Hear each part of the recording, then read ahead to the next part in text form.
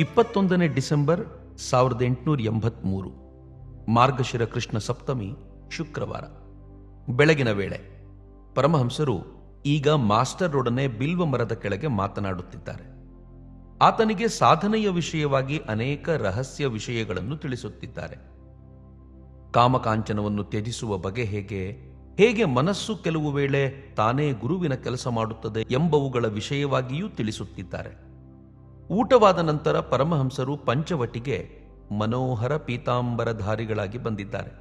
ಅವರು ಅಲ್ಲಿಗೆ ಬಂದಾಗ 2-3 ವೈಷ್ಣವ ಸಾಧುಗಳು ತಮ್ಮ ಸಂಪ್ರದಾಯದ ಉಡುಗೆ ಉಟ್ಟು ಅಲ್ಲಿ ಕುಳಿತಿದ್ದರು.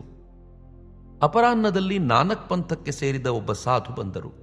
ಅವರು ನಿರಾಕಾರವಾದಿ. ಪರಮಹಂಸರು ಅವರಿಗೆ ಸಾಕಾರದ ಮೇಲೂ ಧ್ಯಾನ ಮಾಡುವಂತೆ ಹೇಳುತ್ತಿದ್ದಾರೆ.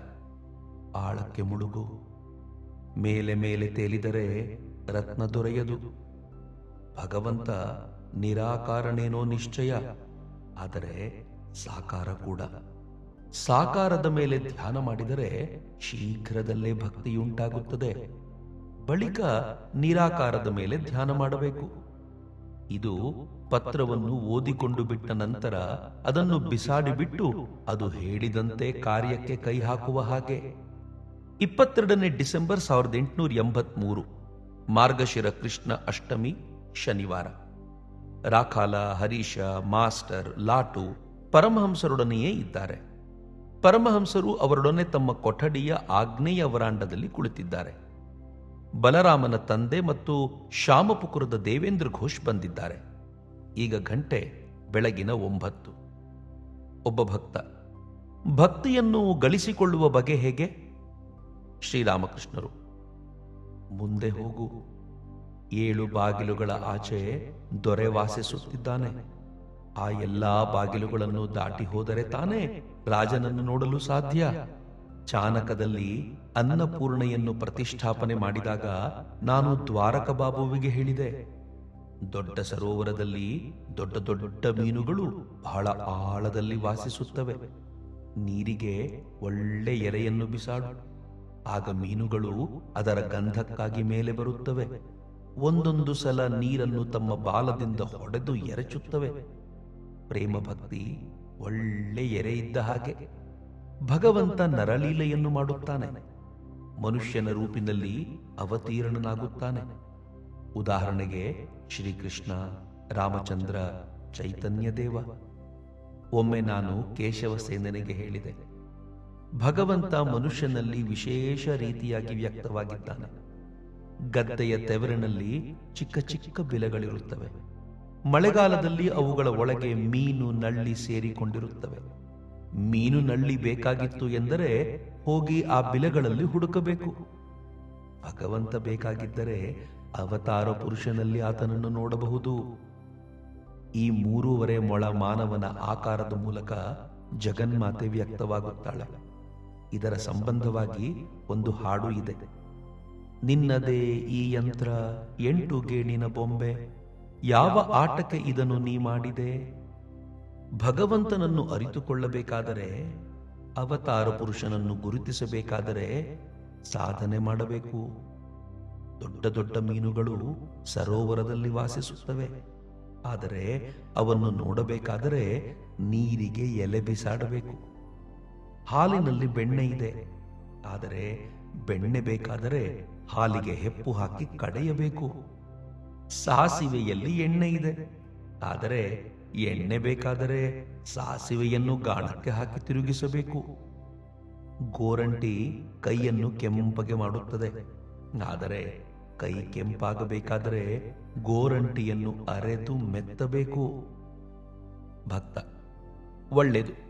ಭಗವಂತ ಸಾಕಾರನೇ ಅಥವಾ ನಿರಾಕಾರನೇ? ಶ್ರೀರಾಮಕೃಷ್ಣರು: ತಾಳು ತಾಳು. ಮೊದಲು ನೀನು ಕಲ್ಕತ್ತಕ್ಕೆ ಹೋದರೆ ತಾನೇ ಅಲ್ಲಿ ಮೈದಾನ, ಏಷ್ಯಾಟಿಕ್ ಸೊಸೈಟಿ, ಬಂಗಾಳ ಬ್ಯಾಂಕ್ ಇವೆಲ್ಲ ಎಲ್ಲಿವೆ ಎಂಬುದು ಗೊತ್ತಾಗಬೇಕಾದರೆ, ನೀನು ಖರ್ದಹಾದ ಅಗ್ರಹಾರಕ್ಕೆ ಹೋಗಬೇಕಾದರೆ ಮೊದಲು ನೀನು ಖರ್ದಹ ಅನ್ನು ಮುಟ್ಟಲೇಬೇಕಲ್ಲವೇ? ನಿರಾಕಾರ ಸಾಧನೆ ಏಕೆ ಸಾಧ್ಯವಿಲ್ಲ? ಆದರೆ ಅದು ಬಹಳ ಕಠಿಣವಾದ್ದು. ಕಾಮಕಾಂಚನವನ್ನು ತ್ಯಜಿಸದ ಹೊರತು ಅದು ಸಾಧ್ಯವಿಲ್ಲ. ಹೊರಗಿನ ತ್ಯಾಗ ಒಳಗಿನ ತ್ಯಾಗ ಎರಡೂ ಆಗಬೇಕು. ವಿಷಯ ಬುದ್ಧಿ ಲೇಷ ಮಾತ್ರವಿದ್ದರೂ ಅದು ಸಾಧ್ಯವಿಲ್ಲ. ಸಾಕಾರ ಸಾಧನೆಯೇನೋ ಸುಲಭವಾದ್ದೇ, ಆದರೆ ಬಾಯಲ್ಲಿ ಹೇಳುವಷ್ಟು ಸುಲಭವಾದ್ದಲ್ಲ. ನಿರಾಕಾರ ಸಾಧನೆ, ಜ್ಞಾನಯೋಗ ಸಾಧನೆ ಇವನ್ನು ಭಕ್ತನ ಮುಂದೆ ವಿವರಿಸಬಾರದು. ಬಹಳ ಕಷ್ಟಪಟ್ಟ ನಂತರ ಆತನಲ್ಲಿ ಸ್ವಲ್ಪ ಭಕ್ತಿಯುಂಟಾಗಬಹುದು. ಎಲ್ಲ ಸ್ವಪ್ನವತ್ ಅಂತ ವಿವರಿಸಿಬಿಟ್ಟಿದ್ದೇ ಆದರೆ ಆತನ ಭಕ್ತಿಗೆ ಹಾನಿಯುಂಟಾಗುತ್ತದೆ. ಕಬೀರ್ ದಾಸ ನಿರಾಕಾರವಾದಿ. ಶಿವ, ಕಾಳಿ, ಕೃಷ್ಣ ಇವರಿಗೆ ಆತ ಮನ್ನಣೆ ತೋರಿಸುತ್ತಿರಲಿಲ್ಲ. ಅವರ ವಿಷಯವಾಗಿ ಆತ ತಮಾಷೆ ಮಾಡುತ್ತಿದ್ದ.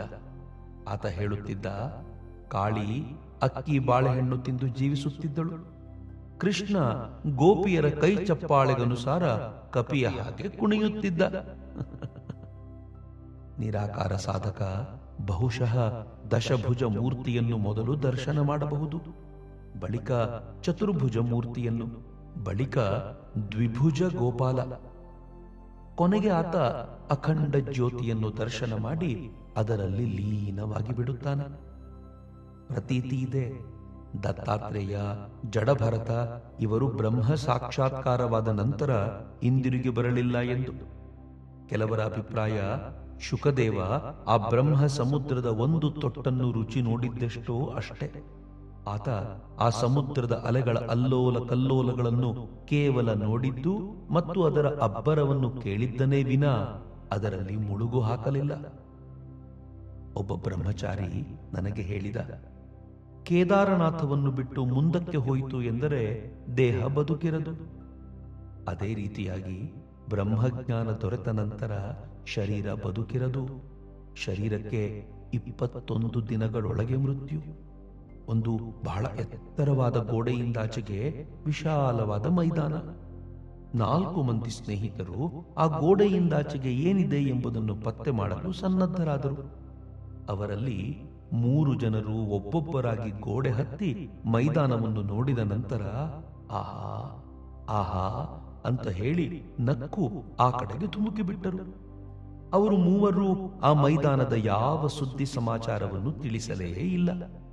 ಕೇವಲ 4ನೆಯವ ಮಾತ್ರ ಹಿಂದಿರುಗಿ ಇಳಿದು ಬಂದು ಜನರಿಗೆ ಸುದ್ದಿ ಸಮಾಚಾರವನ್ನು ಕೊಟ್ಟ. ಕೆಲವರು ಬ್ರಹ್ಮಜ್ಞಾನ ದೊರೆತ ನಂತರವೂ ಶರೀರ ಉಳಿಸಿಕೊಂಡಿರುತ್ತಾರಲ್ಲ, ಲೋಕ ಶಿಕ್ಷಣಕ್ಕಾಗಿ. ಅವರು ದೇವರ ಹಾಗೆ. ಅವತಾರಾದಿ ಪುರುಷರು ಈ ಗುಂಪಿಗೆ ಸೇರಿದವರು. ಹಿಮವತ್ ಪರ್ವತರಾಜನ ಮನೆಯಲ್ಲಿ ಪಾರ್ವತಿ ಹುಟ್ಟಿದಳು. ಹುಟ್ಟಿದ ನಂತರ ಆಕೆ ತನ್ನ ತಂದೆಗೆ ತನ್ನ ಅನೇಕ ದಿವ್ಯ ರೂಪಗಳನ್ನು ತೋರಿಸಲಾರಂಭಿಸಿದಳು. ರಾಜ ಆಕೆಗೆ ಹೇಳಿದ, ಅಮ್ಮ, ನಿನ್ನ ದಿವ್ಯ ರೂಪಗಳನ್ನೇನೋ ನನಗೆ ತೋರಿಸಿದೆ, ಇದು ಬಹಳ ಒಳ್ಳೆಯದೇ. ಆದರೆ ನಿನಗೆ ಇನ್ನೊಂದು ರೂಪವಿದೆಯಲ್ಲ, ಬ್ರಹ್ಮಸ್ವರೂಪ, ದಯವಿಟ್ಟು ಅದನ್ನು ನನಗೆ ತೋರಿಸಿಬಿಡು. ಪಾರ್ವತಿ ಹೇಳಿದಳು, ಅಪ್ಪ, ನಿಮಗೆ ಬ್ರಹ್ಮಜ್ಞಾನ ಬೇಕಾಗಿದ್ದರೆ ನೀವು ಸಂಸಾರವನ್ನು ತ್ಯಜಿಸಿ ಸಾಧು ಸಂಗ ಮಾಡಬೇಕು. ರಾಜ ಆಕೆಯನ್ನು ಏನು ಮಾಡಿದರೂ ಬಿಡಲಿಲ್ಲ. ಆಗ ಪಾರ್ವತಿ ತನ್ನ ಬ್ರಹ್ಮಸ್ವರೂಪವನ್ನು ಒಮ್ಮೆ ತೋರಿಸಿದಳು. ಒಡನೆಯೇ ಗಿರಿರಾಜ ಸಂಪೂರ್ಣವಾಗಿ ಮೂರ್ಛಿತನಾಗಿ ಹೋದ. ಇದುವರೆಗೆ ನಾನು ಹೇಳಿದ್ದೆಲ್ಲ ವಿಚಾರಕ್ಕೆ ಸಂಬಂಧಪಟ್ಟದ್ದು. ಬ್ರಹ್ಮ ಸತ್ಯ, ಜಗತ್ತು ಮಿಥ್ಯ, ಇದೇ ವಿಚಾರ. ಬ್ರಹ್ಮನ ಹೊರತು ಎಲ್ಲವೂ ಸ್ವಪ್ನದಂತೆ. ಇದು ಬಹಳ ಕಠಿಣ ಮಾರ್ಗ. ಈ ಮಾರ್ಗದ ದೃಷ್ಟಿಯಿಂದ ಭಗವಂತನ ಲೀಲೆಯೂ ಸ್ವಪ್ನದ ಹಾಗೆ ಮಿಥ್ಯೆಯಾಗಿ ಬಿಡುತ್ತದೆ. ಅಹಂ ಕೂಡ ಶೂನ್ಯವಾಗಿ ಬಿಡುತ್ತದೆ. ಈ ಮಾರ್ಗ ಅವತಾರವನ್ನು ಒಪ್ಪುವುದಿಲ್ಲ. ಇದು ಬಹಳ ಕಠಿಣವಾದ ಮಾರ್ಗ. ವಿಚಾರದ ಈ ಮಾತುಕತೆಗಳನ್ನು ಭಕ್ತರು ಅತಿಯಾಗಿ ಕೇಳಕೂಡದು. ಇದಕ್ಕಾಗಿಯೇ ಭಗವಂತ ಅವತರಿಸಿ ಭಕ್ತಿಯನ್ನು ಉಪದೇಶ ಮಾಡುತ್ತಾನೆ, ಶರಣಾಗತರಾಗುವಂತೆ ಪ್ರಚೋದಿಸುತ್ತಾನೆ. ಭಕ್ತಿಯಿಂದಲೇ, ಆತನ ಕೃಪೆಯಿಂದ ಎಲ್ಲವೂ ದೊರೆಯುತ್ತವೆ. ಜ್ಞಾನ, ವಿಜ್ಞಾನ ಎಲ್ಲವೂ ದೊರೆಯುತ್ತದೆ. ಭಗವಂತ ಈ ಜಗತ್ತಿನಲ್ಲಿ ಲೀಲೆಯನ್ನು ಮಾಡುತ್ತಾನೆ. ಆತ ಭಕ್ತರ ಅಧೀನ. ಭಗವತಿ ಶ್ಯಾಮೆ ತನ್ನ ಭಕ್ತರ ಪ್ರೇಮ ಪಾಶದಿಂದ ತನ್ನನ್ನೇ ತಾನು ಬಂಧಿಸಿಕೊಂಡಿದ್ದಾಳೆ. ಕೆಲವು ವೇಳೆ ಭಗವಂತ ಸೂಜಿಗಲ್ಲಾಗುತ್ತಾನೆ, ಭಕ್ತ ಸೂಜಿಯಾಗುತ್ತಾನೆ. ಇನ್ನೂ ಕೆಲವು ವೇಳೆ ಭಕ್ತ ಸೂಜಿಗಲ್ಲಾಗುತ್ತಾನೆ, ಭಗವಂತ ಸೂಜಿಯಾಗುತ್ತಾನೆ. ಭಕ್ತ ಆತನನ್ನು ಸೆಳೆದುಕೊಂಡು ಬಿಡುತ್ತಾನೆ. ಭಗವಂತ ಭಕ್ತವತ್ಸಲ, ಭಕ್ತ ಪರಾಧೀನ. ಕೆಲವರು ಹೇಳುತ್ತಾರೆ, ಯಶೋದಾದಿ ಗೋಪಿಯರು ಹಿಂದಿನ ಜನ್ಮಗಳಲ್ಲಿ ನಿರಾಕಾರವಾದಿಗಳಾಗಿದ್ದರು, ಅದರಿಂದ ಅವರಿಗೆ ತೃಪ್ತಿ ದೊರೆಯಲಿಲ್ಲ. ಅದಕ್ಕಾಗಿಯೇ ಬೃಂದಾವನ ಲೀಲೆಯಲ್ಲಿ ಶ್ರೀಕೃಷ್ಣನೊಡನೆ ಬಹಳವಾಗಿ ಆನಂದಪಟ್ಟರು ಎಂದು. ಒಂದು ದಿನ ಶ್ರೀಕೃಷ್ಣ ಗೋಪಿಯರಿಗೆ ಹೇಳಿದ, ಬನ್ನಿ ನನ್ನೊಡನೆ ಯಮುನೆಯ ಸ್ನಾನಕ್ಕೆ, ನಿಮಗೆ ನಿತ್ಯ ಧಾಮದ ದರ್ಶನ ಮಾಡಿಸುತ್ತೇನೆ. ಅವರು ಯಮುನೆಯಲ್ಲಿ ಮುಳುಗಿ ಏಳುವುದೇ ತಡ, ಗೋಲೋಕ ದರ್ಶನವಾಯಿತು. ಆನಂತರ ಅವರಿಗೆ ಅಖಂಡ ಜ್ಯೋತಿಯ ದರ್ಶನ ದೊರೆಯಿತು. ಆಗ ಯಶೋದೆ ಕೂಗಿ ಹೇಳಿದಳು, ಓ ಕೃಷ್ಣ, ನಮಗೆ ಇನ್ನೂ ಇದಾವುದೂ ಬೇಕಾಗಿಲ್ಲ. ಈಗ ನೀನು ನಿನ್ನ ಎಂದಿನ ಮನುಷ್ಯ ರೂಪವನ್ನು ತೋರಿಸು. ನಾನು ನಿನ್ನನ್ನು ಕಂಕುಳಲ್ಲಿ ಎತ್ತಿಕೊಂಡು ನಿನಗೆ ತಿನ್ನಿಸಬೇಕು. ಆದ್ದರಿಂದ ಭಗವಂತ ಅವತಾರ ಪುರುಷರಲ್ಲಿ ಹೆಚ್ಚಾಗಿ ವ್ಯಕ್ತವಾಗಿರುತ್ತಾನೆ. ಅವತಾರ ಪುರುಷನ ಶರೀರ ಇನ್ನೂ ಬದುಕಿರುವಾಗಲೇ ಆತನಿಗೆ ಪೂಜೆ ಸೇವೆ ಸಲ್ಲಿಸಬೇಕು. ಹಗಲು ಮೂಡಿದೊಡನೆಯೇ ಭಗವಂತ ತನ್ನ ಅಂತಃಪುರಕ್ಕೆ ಹೊರಟು ಹೋಗುತ್ತಾನೆ. ಅವತಾರ ಪುರುಷನನ್ನು ಎಲ್ಲರೂ ಗುರುತಿಸಲಾರರು. ಅವತಾರ ಪುರುಷನು ದೇಹಧಾರಣೆಯ ದೆಸೆಯಿಂದ ನಮ್ಮ ಹಾಗೆ ರೋಗ, ಶೋಕ, ಹಸಿವು, ಬಾಯಾರಿಕೆ ಇವುಗಳಿಗೆ ತುತ್ತಾಗುತ್ತಾನೆ. ರಾಮ ಸೀತೆಗಾಗಿ ಅತ್ತ. ಪ್ರಾಣದಲ್ಲಿ ಹೇಳಿದೆ, ಹಿರಣ್ಯಾಕ್ಷನ ವಧೆಯಾದ ನಂತರ ವರಾಹ ಅವತಾರದಲ್ಲಿ ವಿಷ್ಣು ಮರಿಗಳನ್ನು ಕಟ್ಟಿಕೊಂಡು ಅವುಗಳಿಗೆ ಹಾಲನ್ನು ಕೊಡುತ್ತಾ ಸುಮ್ಮನೆ ಇದ್ದು ಬಿಟ್ಟ. ಸ್ವಧಾಮಕ್ಕೆ ಹಿಂದಿರುಗಬೇಕು ಎಂಬ ಮಾತೇ ಇಲ್ಲದೆ ತೆಪ್ಪಗಿದ್ದು ಬಿಟ್ಟ. ಕೊನೆಗೆ ಶಿವ ಬಂದು ಆ ವರಾಹ ಶರೀರವನ್ನು ತನ್ನ ತ್ರಿಶೂಲದಿಂದ ನಾಶ ಮಾಡಿದಾಗ ವಿಷ್ಣು ಹಿ ಹಿ ಹಿ ಅಂತ ನಕ್ಕು ತನ್ನ ಸ್ವಧಾಮಕ್ಕೆ ಹಿಂದಿರುಗಿದ ಎಂದು. ಈಗ ಅಪರಾಹ್ನ. ಭವನಾಥ ಬಂದಿದ್ದಾನೆ. ಕೊಠಡಿಯಲ್ಲಿ ರಾಕಾಲ, ಮಾಸ್ಟರ್, ಹರೀಶ ಮೊದಲಾದವರು ಕುಳಿತಿದ್ದಾರೆ.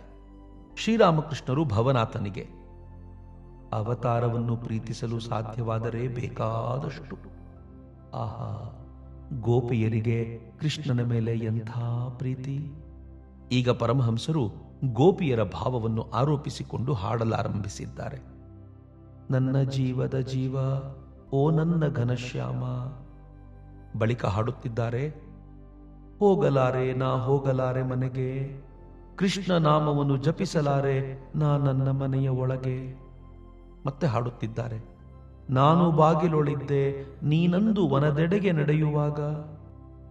ಶ್ರೀರಾಮಕೃಷ್ಣರು ತಮ್ಮ ಮಾತು ಮುಂದುವರಿಸುತ್ತಾ ಹೇಳುತ್ತಿದ್ದಾರೆ, ರಾಸಲೀಲೆ ಮುಂದುವರಿಯುತ್ತಿದ್ದಾಗ ಇದ್ದಕ್ಕಿದ್ದ ಹಾಗೆ ಶ್ರೀಕೃಷ್ಣ ಅಂತರ್ಧಾನನಾಗಿ ಬಿಟ್ಟದ್ದನ್ನು ನೋಡಿ ಗೋಪಿಯರು ಉನ್ಮಾದಿನಿಯರಾಗಿ ಬಿಟ್ಟಿದ್ದಾರೆ. ಮರದ ಕಡೆ ನೋಡಿ ಹೇಳುತ್ತಾರೆ, ನೀನು ಒಬ್ಬ ತಪಸ್ವಿ ಆಗಿರಬೇಕು. ನೀನು ಕೃಷ್ಣನನ್ನು ನೋಡಿರಲೇಬೇಕು. ಇಲ್ಲದಿದ್ದರೆ ನೀನು ಸಮಾಧಿಸ್ಥನ ಹಾಗೆ ನಿಶ್ಚಲನಾಗಿ ಇರಲು ಕಾರಣವೇನು?